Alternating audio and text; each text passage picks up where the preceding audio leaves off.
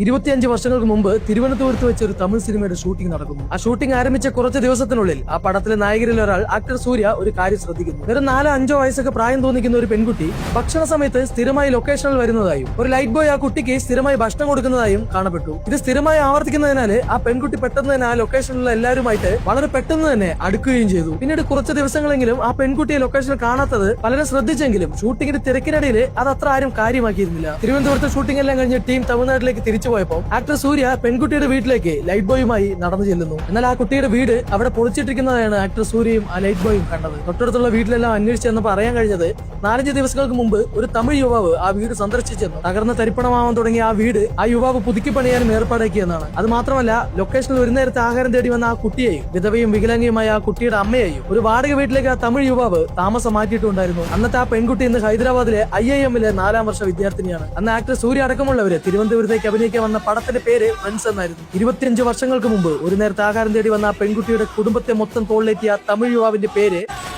Joseph വിജയനും ഞാൻ